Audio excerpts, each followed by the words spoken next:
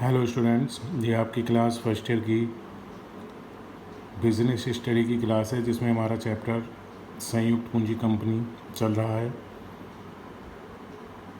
Previous classes में हमने एक संयुक्त पूंजी कंपनी का निर्माण किस प्रकार किया जाता है, किस प्रक्रिया से गुजर कर एक कंपनी अपना अस्तित्व प्राप्त करती है, कंपनी के समामेलन में क्या महत्वपूर्ण प्रलेख हैं, इन विषयों पर चर्चा की है।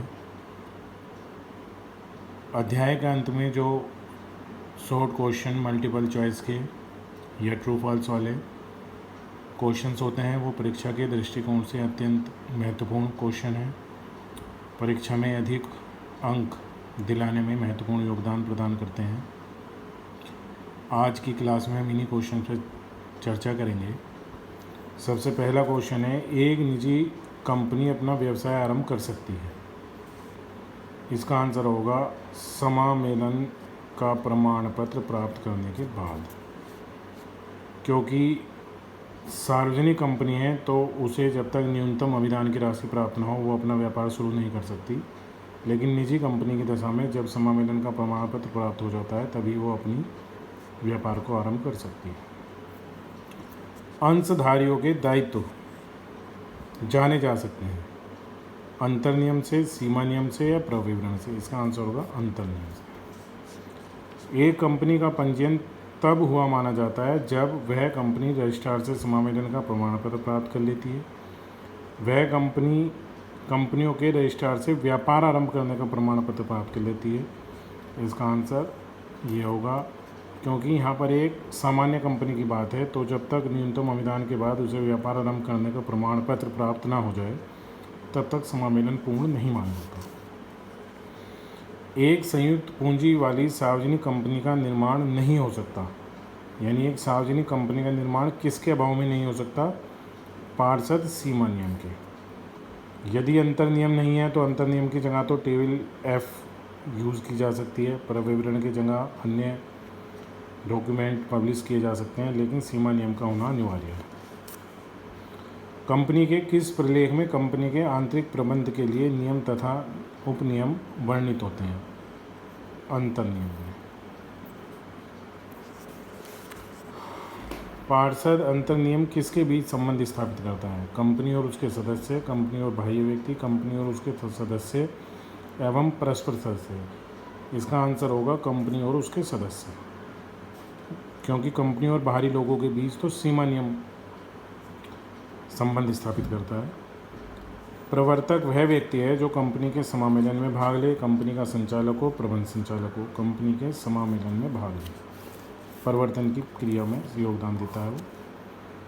निम्नलिखित में से कौन सी कंपनी पार्षद सीमा नियम के स्थान पर तालिका F का प्रयोग करती है? सार्वजनिक कंपनी।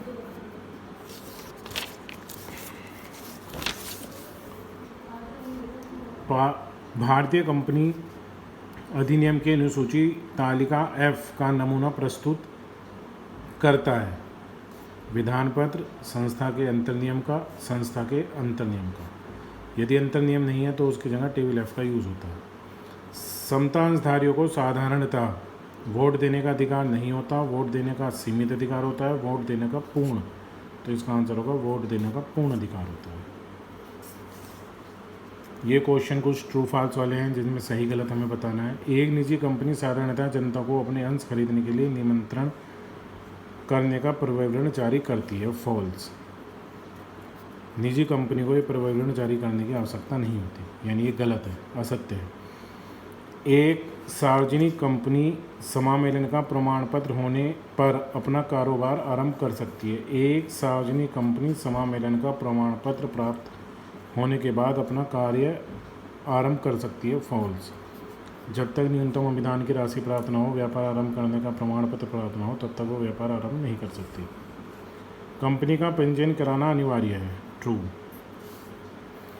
प्रविवरण केवल सार्वजनिक कंपनी द्वारा ही निर्वहित किया जाता है। ट्रू। प्रविवरण में गलत या भ्रामक सूचना देना एक दंडनीय अपराध है। ट्रू।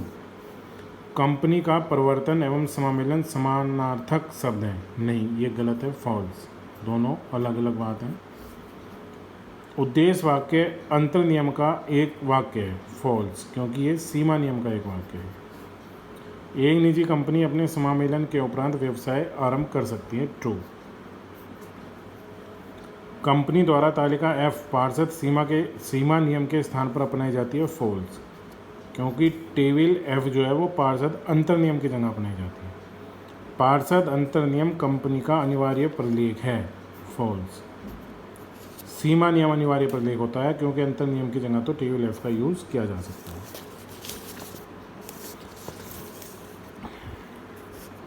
ये रिक्त स्थान की पूर्ति करनी है हमें। एक निजी कंपनी की स्थापना के लिए सदस्यों की संख्या कितनी होनी चाहिए? 2।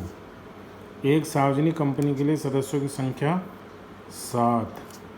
कंपनी के नाम की स्वीकृति का प्रार्थना पत्र किसे दिया जाता है? सेबी को, कंपनी के रजिस्ट्रार को या भारत सरकार को?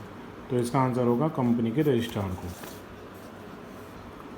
प्रविवरण किसके द्वारा जारी किया जाता है? एक निजी कंपनी, सार्वजनिक कंपनी या सार्वजनिक कंपनी जो जनता का विनियोग चाहती है? सार्वजनिक कंपनी जो जनता का विनियोग चाहती है। कंपनी के प्रस्तावित नाम को उचित नहीं माना जाता यदि वह पूर्व स्थापित किसी कंपनी के समान हो या अंतर बड़ा हो। तो वह पूर्व स्थापित किसी कंपनी के नाम के समान है तो वो नाम फिर कोई भी कंपनी नहीं रख सकती। पार्षद सीमा नियम के अभाव में table A, table F, table B, table F, ये पार्षद सीमा नियम नहीं, ये अंतर नियम होगा। ये मिस प्रिंटिंग है, अंतर नियमों की बात की है इन्होंने, तो यहाँ आ जाएगा टेबल एफ। रजिस्ट्रार के पास प्रस्तुत किए जाने वाला मुख्य प्रलेख पार्षद सीमा नियम होता है, सीमा नियम।